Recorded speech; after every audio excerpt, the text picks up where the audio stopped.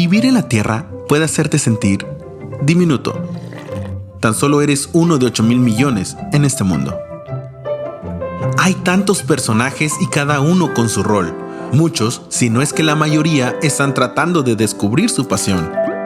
Algunos persiguen actividades físicas y la acción, mientras que otros encuentran alegría en la educación. Hay quienes construyen y quienes cultivan, y quienes venden cualquier cosa utilizando su carisma. Pero, ¿acaso no somos más que nuestro trabajo? Ser parte de 8,000 millones debería de decirnos algo. Por nuestra cuenta, dejar huella es complicado. El quebranto y la necesidad nunca han descansado.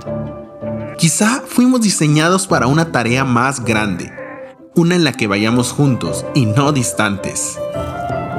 El mundo es grande, eso es verdad, pero cuando Dios reúne a su gente, el impacto es evidente.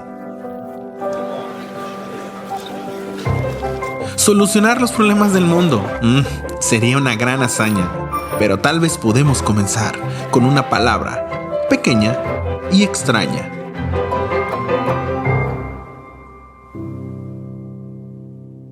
Bienvenidos, todos bienvenidos. Si es tu primera vez, particularmente si es tu primera vez con nosotros, bienvenidos. Si tú te estás también conectando a través de nuestra transmisión en línea, bienvenido. Probablemente aprovechaste que es fin largo y nos estás viendo desde algún lugar exótico. Entonces digo gracias también por conectarte y gracias por estar acá. Si te invitaron, si quizás es tu primera o su segunda vez o tercera vez, quizás te invitaron y decidiste volver a venir, de verdad, gracias. Nos sentimos honrados de que puedas pasar tu domingo con nosotros.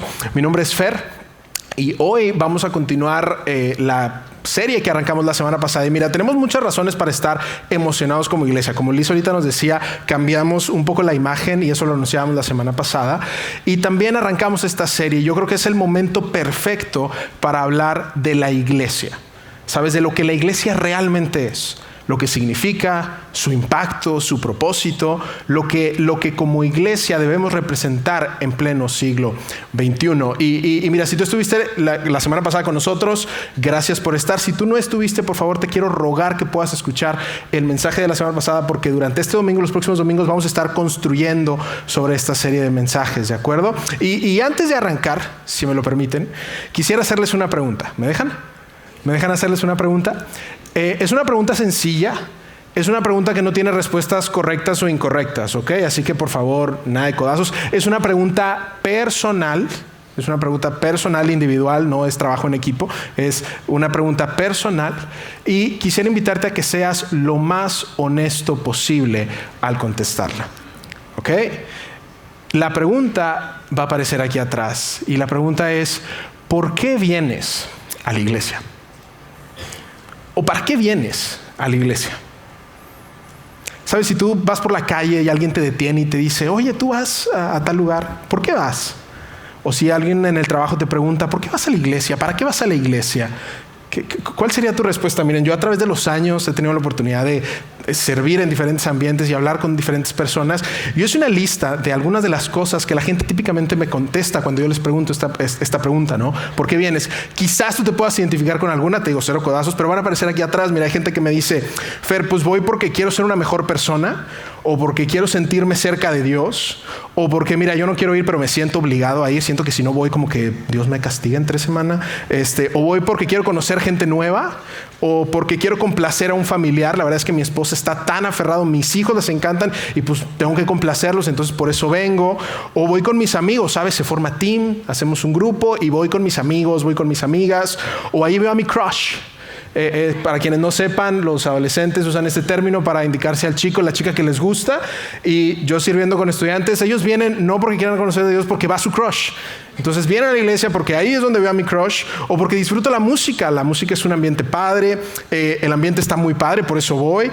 Tengo curiosidad sobre esa persona que mencionan. Hay un Jesús, como que hablan, entonces tengo curiosidad de él. Aprendo de los mensajes. Fer, fíjate que yo voy porque aprendo, me llevo algo. Me invitó a un amigo, un familiar. Fer, yo vengo porque me invitaron. La verdad es que no sé qué estoy haciendo aquí, pero pues me invitaron y aquí estoy. Me trajo mi novio, me trajo mi esposa. Hay gente que dice, voy a la iglesia porque es el día santo del Señor, No sé si lo has escuchado, pero el domingo es el día santo del Señor, así que por eso voy a la iglesia, para fortalecer mi fe, porque tengo un problema y necesito que me ayuden, entonces por eso voy, o porque quiero sentirme bien conmigo mismo, o porque es una tradición familiar, desde que era chiquito me llevaban y entonces voy porque es una tradición familiar, o porque quiero inculcarles buenos valores a mis hijos, o porque quiero recibir consuelo en tiempos difíciles, quiero que oren por mí, quiero servir a otros, quiero mostrar mi agradecimiento hacia Dios. Vengo para que en la semana me vaya bien, otros me dicen. Vengo para confesar mis pecados o para tener comunión con otras personas. Y mira, no sé si tú te puedas identificar con algunos, son bastantes, ¿cierto? Quizás te identificas con uno o tú tienes tu propia razón, lo cual está bien. Y mira, hay una tendencia. Típicamente la gente en esta plataforma, los famosos predicadores, como que tienen una tendencia que es decirle a la gente por qué tiene que venir. ¿Sabes? Tú tienes que venir por, y hacerte sentir culpable si no vienes por. Y yo no quiero hacer eso. Porque lo único que quiero demostrarte con esta pregunta, y va a aparecer en la pantalla, es que todos nos acercamos a la iglesia y a Jesús por muchas razones diferentes. ¿Cierto? Todos nos acercamos por muchas razones diferentes. Y eso no está mal. Acercarnos a la iglesia por motivos distintos no está mal. Hay una diferencia entre acercarse y quedarse, ¿ok? De eso vamos a hablar más adelante. Pero hay una diferencia entre acercarme y quedarme. Y todos, cierto que nos acercamos por motivos diferentes. Mira, es muy interesante porque si tú tomas la Biblia, ¿sabes? Lo que tenemos con el Nuevo Testamento, las biografías de Jesús, Mateo, Marcos, Lucas y Juan. Juan es uno de los discípulos que vio directamente a Jesús. Y quizás tú sabes esto, en algunas Biblias las palabras de Jesús aparecen en rojo, ¿sabes? Cuando tú ves las palabras en rojo dices, es Jesús hablando. Y en el Evangelio de Juan, lo que vemos, la primer pregunta o la primer palabra de Jesús en rojo es la siguiente. Él ve que sus discípulos, 2 personas están siguiéndolas porque Juan el Bautista les dice, Él es el enviado de Dios, Él es el enviado de Dios, síganlo a Él. Entonces Jesús se voltea y dice, Jesús se volvió y al ver que los seguían les preguntó, ¿qué buscan? Y cierto, estas son las primeras palabras que se nos registran en el Evangelio de Juan que Jesús menciona. Y cierto que expone nuestra motivación. Cierto que expone de, oigan, ¿qué buscan? Cierto que todos buscamos algo. Y aunque te hayan invitado por primera vez, como que todos nos acercamos de alguna manera buscando algo. Te digo, pueden ser motivos diferentes, pero ya nos acercamos porque estamos buscando algo. Y amigos, de eso vamos a continuar hablando en los próximos minutos. Mira, hoy estamos en la segunda parte de esta serie que hemos titulado Eclesia. Y lo que decíamos, o lo que dijimos la semana pasada, que te digo que puedes buscar el audio, te invito a que lo puedas buscar, es que esta es una palabra que viene del griego que utilizó Jesús, no para referirse a un edificio, a una institución o ese tinte religioso. En ese momento la palabra eclesia no tenía un tinte religioso. Entonces lo que significaba era asamblea, que es un grupo de personas, un grupo de ciudadanos o una congregación. ¿Y qué es lo que, voy a apuntar lo obvio, ¿me dejan? ¿Qué es lo que no puede faltar en una asamblea? ¿Qué es lo que no puede faltar? Personas, ¿no? Sí, ¿no? ¿Qué es lo que no puede faltar en una asamblea? Personas, porque Jesús, cuando se refirió a su eclesia, a su iglesia, se refirió a ese grupo de personas, no un edificio, a ese grupo de personas que iban a formar parte de su movimiento. Y de hecho vemos que Jesús lo comenta, y lo veíamos la semana pasada nuevamente, que él le hace una pregunta a sus discípulos, ¿quién dice la gente que soy? Y Pedro le contesta, tú eres el Cristo, el Hijo del Dios viviente, eres el Mesías. Y entonces Jesús hace esta afirmación. Dice, ahora te digo que tú eres Pedro, y sobre esta roca, sobre esta declaración de que yo soy el Mesías, el Hijo de Dios, es que yo voy a edificar mi eclesía, mi iglesia, mi movimiento, mi congregación, mi asamblea, y el poder de la muerte no la conquistará. Esto lo veíamos la semana pasada, que aunque cuando yo ya no esté, aun cuando ustedes, mis discípulos, sus hijos, sus generaciones ya no estén, este movimiento nada lo va a detener. Y 2000 años después, tú y yo estamos sentados en un lugar como este. Y alrededor del mundo, en diferentes culturas, en diferentes idiomas, hay personas que se reúnen porque lo que Jesús dijo se cumplió. ¿Y por qué es interesante? Porque nosotros debemos hacer una pausa y detenernos a pensar cuál es la esencia o cuál es lo fundamental, qué es lo fundamental cuando se trata del movimiento que Jesús inició. Y mira, todos hemos visto y hemos escuchado a lo largo de la historia todo el bad press o la mala reputación que tiene la iglesia, ¿cierto? Vemos la época probablemente de las cruzadas o vemos unos episodios muy negros en la historia de la iglesia. Y en lo personal a mí no me sorprende tanto porque al principio les pregunté por qué venimos, ¿no? Y todos tenemos preferencias, gustos, agendas diferentes. ¿Qué es lo que pasa cuando tú tienes un montón de personas con gustos diferentes, con agendas diferentes, que se están volviendo en un solo lugar y empiezan entonces a imponer lo que ellos quieren? ¿qué es lo que pasa? ¿Cierto que se pueden empezar a desviar las cosas? Cuando en lugar de perseguir el fundamento, lo que Jesús dijo, empezamos a buscar lo que yo quiero, la preferencia que yo quiero, cuando la iglesia, en lugar de comunicar el mensaje de Jesús, empieza a comunicar control, queremos tener la autoridad, queremos controlar la vida de las personas, queremos imponer, queremos juzgar, queremos criticar, lo que sucede es que la iglesia se empieza a desviar. De eso hablábamos la semana pasada. Y el gran peligro, amigos, es que cuando la iglesia se desvía, y esto lo hemos visto tantas veces, cuando la iglesia se desvía, las personas salen lastimadas. ¿Y cómo es posible que en un movimiento que inició con las palabras ama a los demás como Dios los ha amado a ustedes, es que en ese movimiento las personas salen lastimadas? Porque es cuando la iglesia se desvía para imponer una agenda, preferencias, gustos, maneras de hacer las cosas que son distintas a lo que fue la esencia en un origen. Así que hoy que estamos en esta segunda parte, lo que quisiera que recorriéramos juntos es cómo fue el lanzamiento de la iglesia del primer siglo. ¿Cómo es que ese grupo de seguidores de Jesús comenzaron a hacer iglesia juntos? ¿Cuáles eran las verdades que los dirigían? ¿Y cuál era el mensaje que los dirigía? Y el mensaje que no podemos perder de vista porque es tan relevante para nosotros. Si queremos ser una iglesia que representa bien a Jesús en el siglo XXI, porque déjame te lo digo, no es responsabilidad de Roberto, de Lauro, del equipo de los pastores ni demás. Es nuestra responsabilidad, yo soy un voluntario más, es nuestra responsabilidad mostrar la iglesia que Jesús quiere que seamos. Y es por eso que es tan importante que analicemos qué es lo que había en el corazón de Jesús cuando Él arrancó su iglesia. Así que eso es lo que vamos a explorar juntos. ¿Estamos listos? ¿Sí? Te anticipo, vamos a estar leyendo varios textos porque vamos a recorrer cómo es que esa historia de la primera iglesia se lanzó, nació y qué fue lo que los motivó para que entonces tú y yo podamos aprender cuál fue la esencia. ¿Estamos? Y mira, cuando Jesús dice estas palabras de que el poder de la muerte no lo va a conquistar, Él sigue viajando con sus discípulos, Él sigue viajando.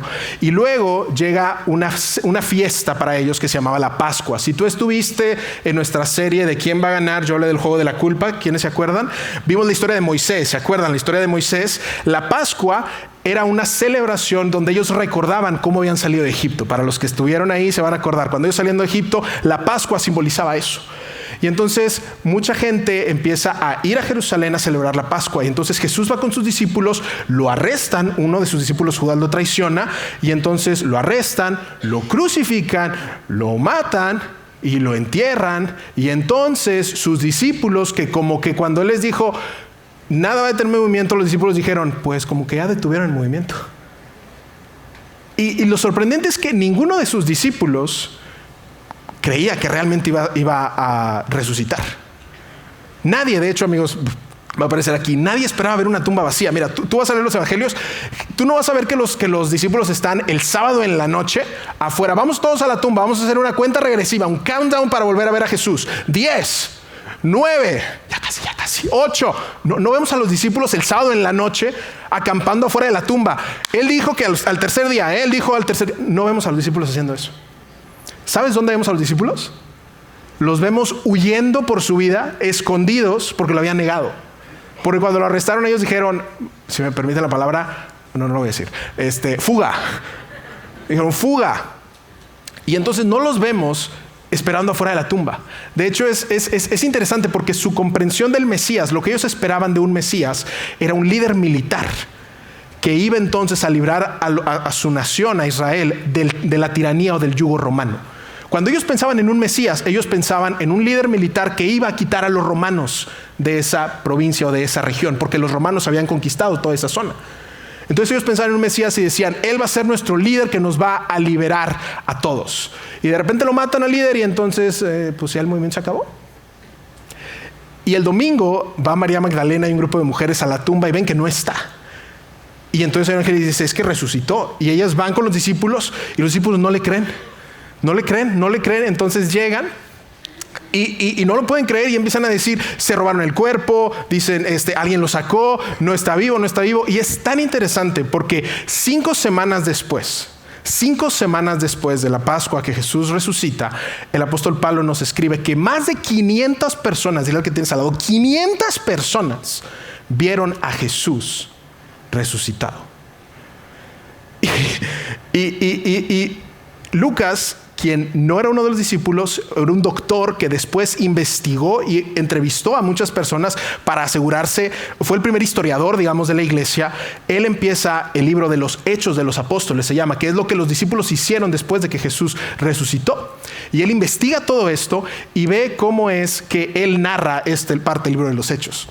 Dice, durante los 40 días posteriores a su crucifixión, este es Lucas escribiendo, Cristo se apareció varias veces a los apóstoles. No es como que, como fantasma, ¿lo vi? ¿Será que lo vi? ¿Será que no lo vi? No, varias veces se apareció a los apóstoles y los demostró con muchas pruebas convincentes que él realmente estaba vivo. Y les habló del reino de Dios. No es como que, oigan, bueno, puede que me vieron, puede no. Tomás, uno de sus discípulos que dijo, no, yo no creo que sea él, le dijo, mete tu mano en la herida donde me crucificaron. Le muestra las heridas de sus manos y ahí es donde Tomás dice si era el que era. Muchas pruebas convincentes de que Jesús dijo o fue quien dijo ser. Porque lo vieron resucitado. Y mira, y esto tú lo lees y dices, neta, Fer, y quien te lo está escribiendo es Lucas. Él no fue, pero él entrevistó a toda la gente de esa época y él dijo, con muchas pruebas convincentes les demostró que él estaba vivo. Y entonces les da instrucciones de que se queden en Jerusalén. Y entonces ellos empiezan a tener preguntas. Ve cómo continúa la historia. Imagínate, ellos ven a Jesús resucitado y esto es cómo continúa la historia. Dice, así que mientras los apóstoles estaban con él, le preguntaron por insistencia. Imagínate, ya ves a Jesús resucitado. O sea, la muerte no lo paró al tipo. Y ve lo que los discípulos preguntan. Es interesante saber qué va a preguntar, ¿no? Señor, ¿ha llegado ya el tiempo que liberes a Israel y restaures tu reino? ¿Puedes ver su mentalidad? Ellos esperaban a este líder militar y dijeron, si la muerte no lo ganó, ni Roma lo va a parar a este tipo. Entonces ellos, ¿puedes ver la mentalidad? Ellos se acercaron a Jesús esperando algo, porque te digo, todos nos acercamos por muchas razones diferentes. Y ellos se acercaron originalmente, aquí no lo dicen, pero eso queda implícito, que ellos se acercaron a Jesús porque pensaron que iba a ser un líder militar. Y entonces aquí le preguntan, oye, ¿ya llegó el tiempo de que entonces sí? Y Jesús como que evade la pregunta y les contesta lo siguiente. Él les contestó, solo el Padre tiene la autoridad para fijar esas fechas y el tiempo, y a ustedes no les corresponde saberlo. Básicamente, amigos, chicos, esto no es de lo que se trata en este momento. Sí, luego yo voy a regresar, pero en este momento de eso no se trata. Dice, pero esto se trata algo distinto. Hay algo mejor. Dice, pero recibirán poder cuando el Espíritu Santo descienda sobre ustedes y serán mis testigos y le hablarán a la gente acerca de mí. Mira, déjame hacer una pausa. Cuando dice recibirán poder, para ellos es un lenguaje del Antiguo Testamento donde en ese momento el Espíritu Santo capacitaba a las personas para hacer ciertas cosas que Dios les pedía hacer y luego el Espíritu Santo se retiraba. Entonces Jesús les dice, va a venir el Espíritu Santo y los va a capacitar, les va a dar poder. ¿Poder para qué, Jesús? ¿Para derrocar a Roma? ¿Poder para qué? Y Él les dice, poder para ser mis testigos. Y ustedes le van a hablar a la gente acerca de mí en todas partes. Y continúa Jesús. En Jerusalén, por toda Judea, en Samaria y hasta los lugares más lejanos de la tierra. Amigos, el Espíritu Santo los va a capacitar para que ustedes lleven mi mensaje hasta los lugares más lejanos de la tierra. Ese fue el propósito original del movimiento de Jesús. Y mira, tú y yo lo leemos y decimos, bueno, pero no dimensionamos que para ellos era una bomba. Lo que Jesús les está pidiendo a los discípulos es una bomba, porque era un grupo de 11 personas que Jesús les dice, los voy a capacitar para ir a todo el mundo. No tenían recursos, no tenían caballos, andaban a pie, no tenían tecnología, no había red de internet, ni mucho menos. Y en ese tiempo también es importante que identifiquemos esto. En las regiones, cada región tenía su Dios. No es como que tú ibas como hoy de que, me cambio de esta religión, y entonces cambio de esto y ahora mañana esto. No, en ese tiempo era, tú vas a Mesopotamia y son los dioses de esa región. Tú vas a Arabia y son los dioses de esa región. Por eso los romanos cuando conquistaban decían, a mí no me importa qué Dios tengas tú, con que tú obedezcas al César. Tú puedes tener los dioses que tú quieras, pero tú obedeces al César. Y para ellos no era tan sencillo ir a decirles, oigan, solo hay un Dios y el que ustedes tienen no es el Dios verdadero. Jesús les está diciendo que van a hacer eso. Imagínate. No era como que sí, ve y dile y ellos. No, les estaba pidiendo algo que parecía tan ilógico en ese momento. Y hoy estamos tú y yo 2000 años después y vemos cómo este mensaje siguió creciendo. Así que, ¿qué pasó? No sé si tú estás tan emocionado como yo, pero ¿qué pasó entonces, Fer? ¿Qué pasó? vamos a explorar qué es entonces lo que sucede. Jesús les da esas palabras y les dice que se queden en Jerusalén hasta que llegue el Espíritu Santo. Y así es como continúa la historia, que es tan interesante ver este tipo de detalles que Lucas nos va presentando. Dice, todos se reunían y estaban constantemente unidos en oración, junto con María, la madre de Jesús, varias mujeres más y los hermanos. Y esto es tan interesante porque en esa cultura los hombres y las mujeres no hacían cosas juntos. No oraban juntos, no iban al templo juntos. De hecho, las mujeres no tenían permitido hacer muchas cosas con los hombres en público. Y Jesús empieza a cambiar cómo es esta dinámica. Y no solo eso, sino que aquí vemos a los hermanos de Jesús, que en los evangelios se nos dice que no creían en él, que es bastante lógico. Si tu hermano te dice, yo soy el Hijo de Dios, tú no le crees. ¿Quién le va a creer a su hermano que es el Hijo de Dios? Nadie, ¿verdad? Pero ¿por qué vemos entonces a los hermanos de Jesús ahora en el movimiento? Porque lo vieron resucitado. Si tu hermano te dice que es el Hijo de Dios y luego tú ves que lo crucifican, tú tienes que consolar a tu mamá porque está llorando por su hijo y luego ves a tu hermano vivo otra vez. ¿Puedes dimensionarlo? Vemos a los hermanos de Jesús convencidos. De hecho, Santiago o Jacobo escribe una carta y él es de los principales líderes de la iglesia. El que no creía en Jesús lo ve resucitado y entonces dice, es que es Dios. Entonces no lo puedes creer. Entonces ellos estaban ahí juntos y entonces viene otra fecha importante, probablemente lo has escuchado, que es Pentecostés. Y déjame también hacer muy claro, si recuerdas otra vez nuestra historia de Moisés en el juego de la culpa, vas a ver que luego Dios les da los 10 mandamientos o les da la ley. Había una fiesta que ellos celebraban que era Pentecostés, que era 50 días después de la Pascua. En la Pascua celebraban que salieron de Egipto y en Pentecostés ahora celebraban que Dios les había entregado los 10 mandamientos. Y lo que sucedía era que judíos que estaban por toda la región viajaban a Jerusalén a celebrar estas fiestas. Unos llegaban antes, otros llegaban después. De hecho va a aparecer aquí un mapa atrás que nos muestra de todas las regiones de donde venían todas estas personas. Gente de Roma, gente de Arabia, de Mesopotamia, de Córcega, de Galia, y todos viajaban a Jerusalén para celebrar tanto la Pascua como el Pentecostés 50 días después. Y es en este momento donde ellos están reunidos 50 días después en Jerusalén, en Pentecostés, que el Espíritu Santo viene tal como Jesús había dicho y entonces los capacita, les da poder.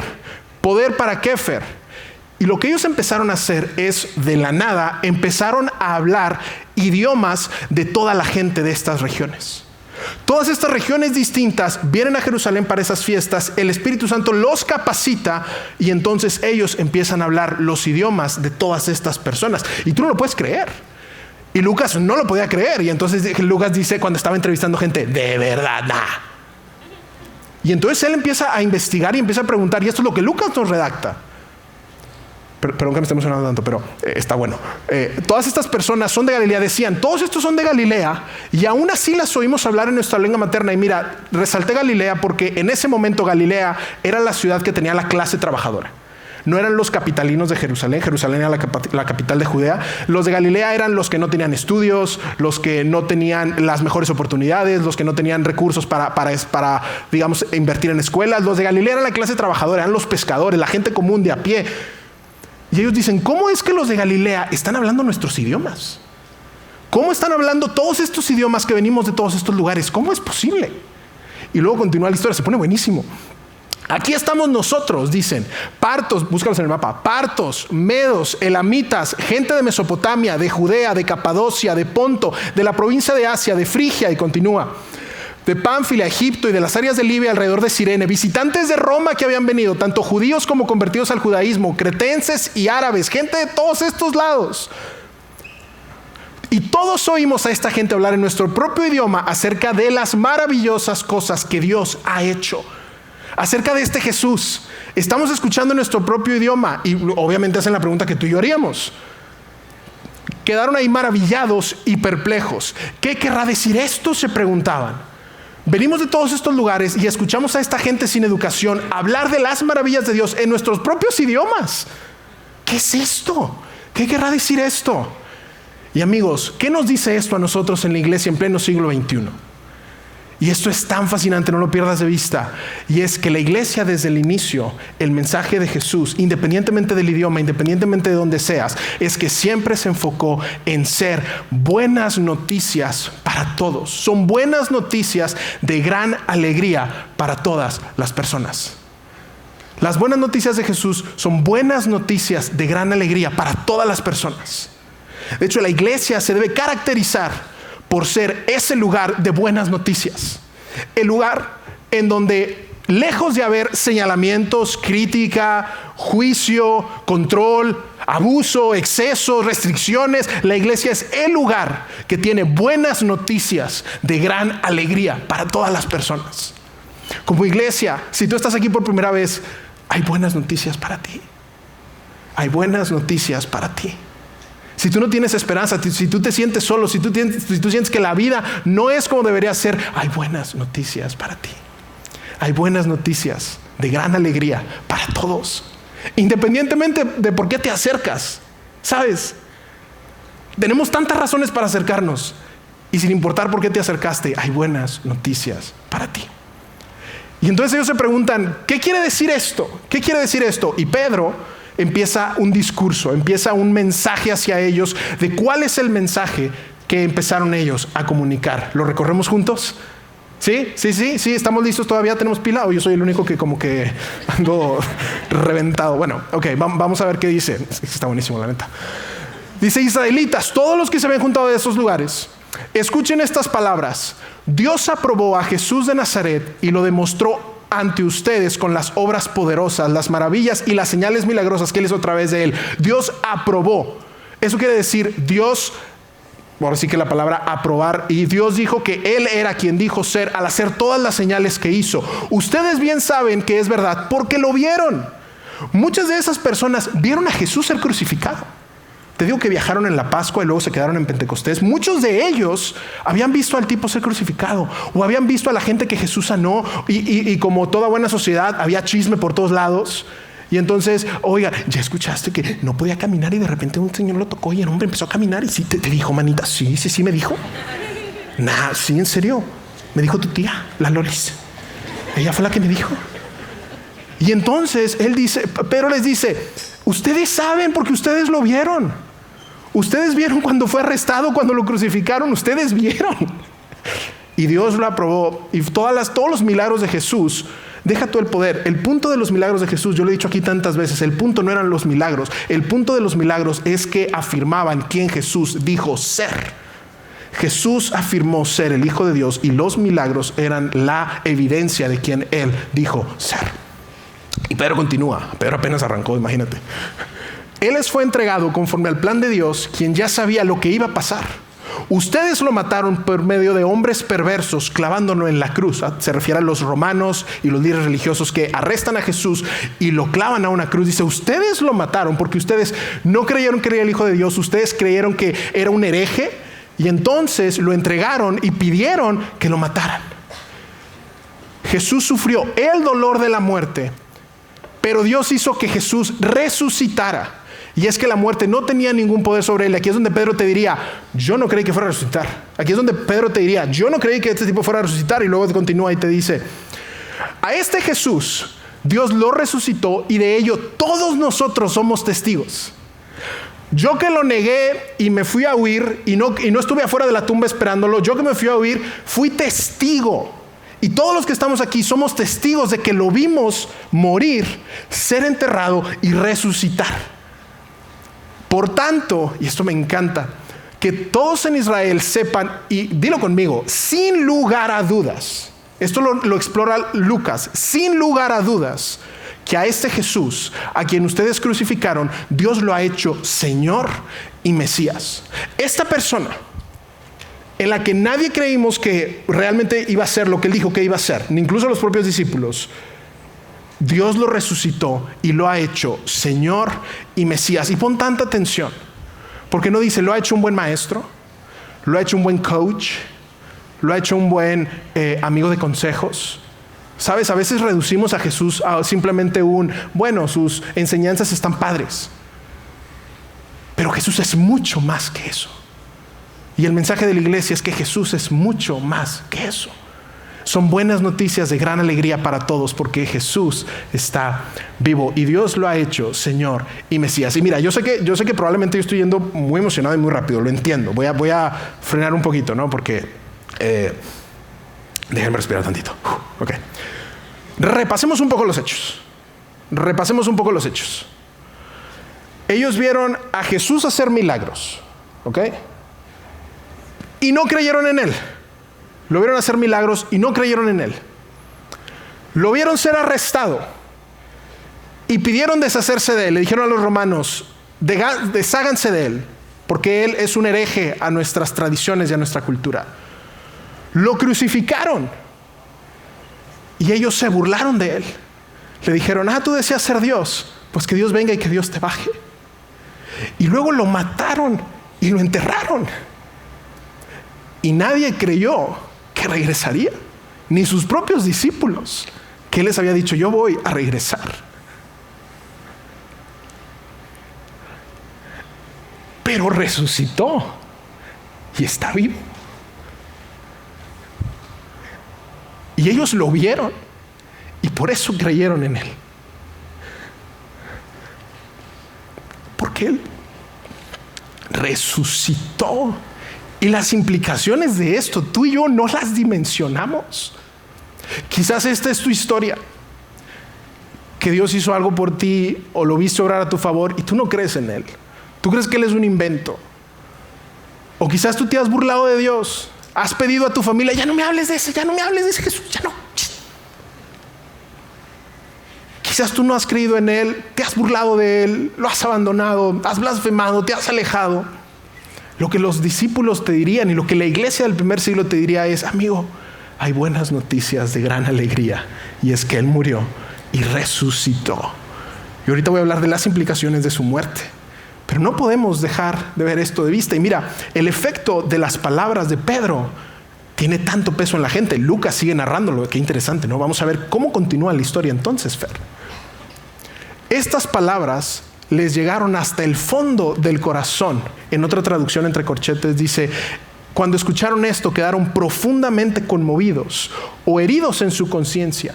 Les empezaron a caer tantos veintes de que sí, yo sé, yo no creí en Él, yo me burlé de Él, sí, yo no creí que fuera el Hijo de Dios.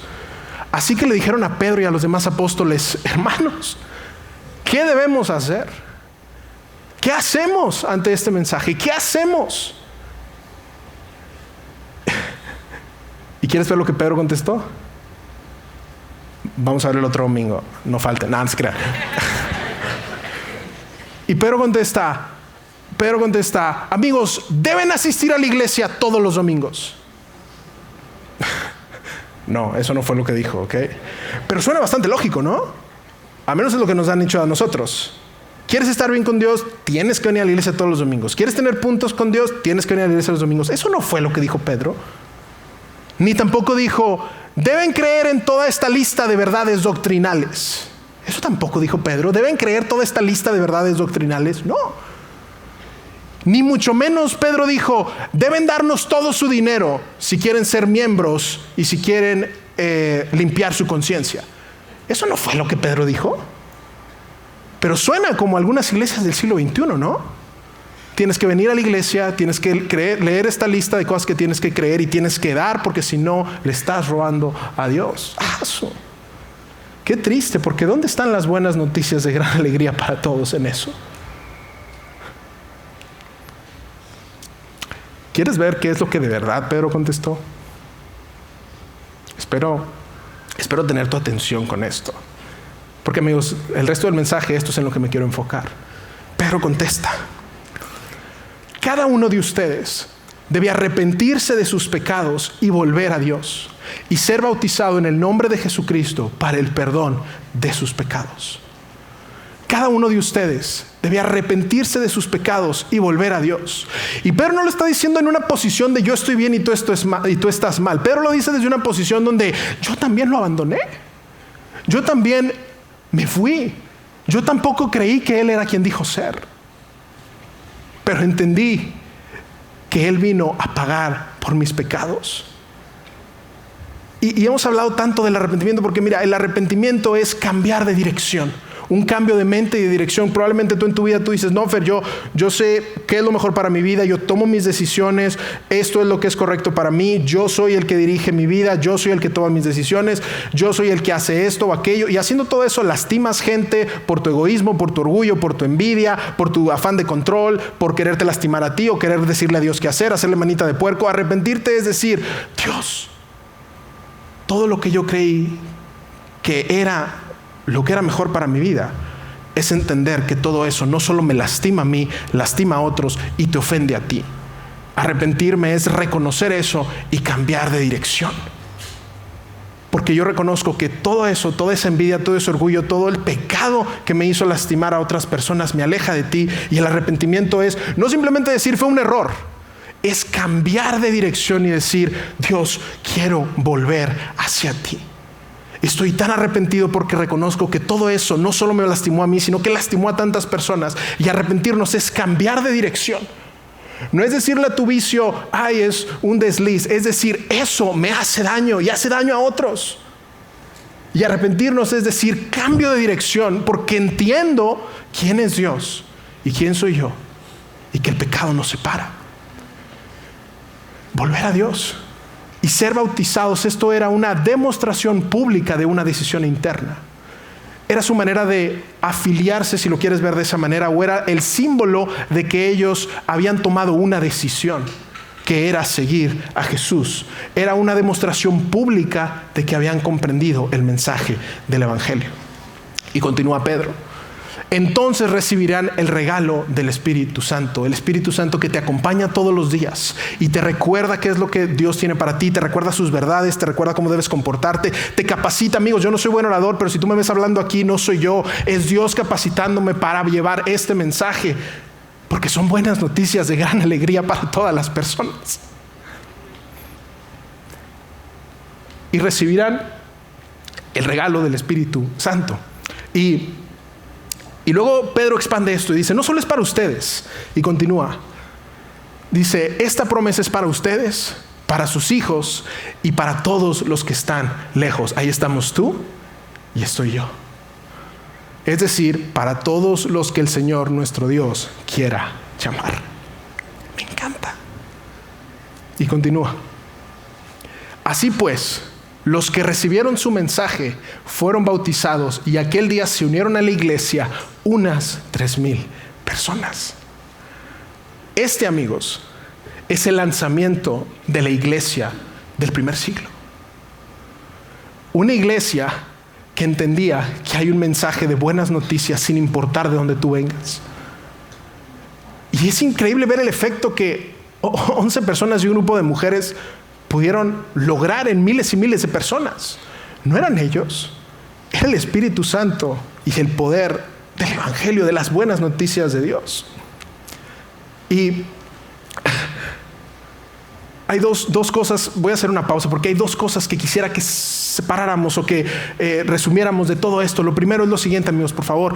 Si tú te consideras un seguidor de Jesús o si vienes por ciertos motivos, lo que hay que entender, y yo me encantaría rogarte que pudieras entender esto, es que desde el principio, la iglesia fue diseñada para ser inclusiva y multicultural, con el propósito de llegar a todas las personas sin importar su origen. Desde el principio, la iglesia fue diseñada para ser inclusiva, multicultural y para llegar a todas las personas sin importar su origen. Y para conectarlo con la pregunta que te hice al inicio, quisiera resaltar también lo siguiente.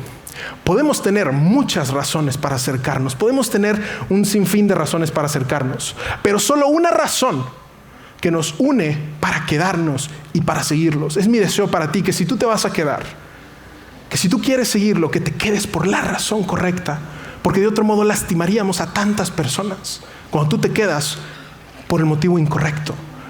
Y es que Jesús es el Cristo, el Hijo de Dios, que murió por nosotros y resucitó. Ese es el motivo que mantiene a un montón de personas de lugares diferentes, de culturas diferentes y de idiomas diferentes unidos. Que Jesús es el Cristo, el Hijo de Dios, que murió por nuestros pecados y resucitó. Uno de mis versículos favoritos de la Biblia es una carta que el apóstol Pablo le escribe a un chico llamado Timoteo. Timoteo viajaba mucho con Pablo en todos sus viajes misioneros. Y entonces Pablo le deja instrucciones, como pasando instrucciones a la siguiente generación de cómo debía él comportarse, llevar la iglesia y demás. Y me encanta porque resume tanto el corazón de la iglesia en esta carta. Es tan personal esta carta. Y quisiera mostrártelo acá antes de acercarme al final de este mensaje. Él escribe a Timoteo y le dice: Timoteo, refiriéndose a Dios, Dios quiere que todos sean salvos y lleguen a conocer la verdad. Amigo, amiga, si tú dices, ¿cuál será el propósito de Dios para mí? ¿Qué quiere Dios de mí? ¿Será que Dios quiere algo de mí o para mí? Dios quiere que todos seamos salvos. Dios quiere que tú seas salvo. Dios quiere que no te pierdas, que no seas condenado. Dios quiere que te salves. Dios quiere que tú y Él estén juntos, que no perdamos. Dice, y que llegues a conocer la verdad. Y entonces Él expande en cuál es la verdad. Y Pablo le dice: Timoteo, recuerda que existe un solo Dios y un solo mediador, esto es, quien puede reconciliar a la humanidad con Dios. O solo hay un mediador que logró la paz entre Dios y la humanidad. Logró la paz. Cuando tú y yo éramos rebeldes, cuando tú y yo estábamos lejos, cuando tú y yo pecábamos sabiendo que estábamos haciendo las cosas mal, hubo un mediador que logró la paz entre Dios y nosotros. Y Él continúa: ¿quién es esa persona? Cristo Jesús, quien dio su propia vida para pagar por la libertad de todos.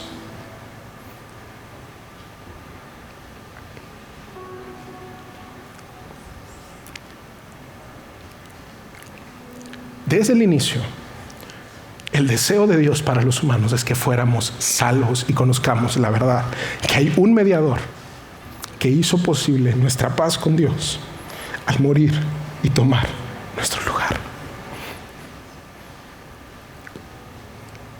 Entonces, ¿qué sigue, Fer? ¿Qué sigue? ¿Qué sigue para nosotros hoy en siglo XXI? Esto sigue. Arrepiéntanse de sus pecados y vuelvan a Dios. Vuelve a Dios. Bautízate en el nombre de Jesucristo para perdón de sus pecados. Quizás, mira, te digo, yo no soy tan brillante, la verdad que no. Probablemente durante este mensaje te empezaron a caer veintes.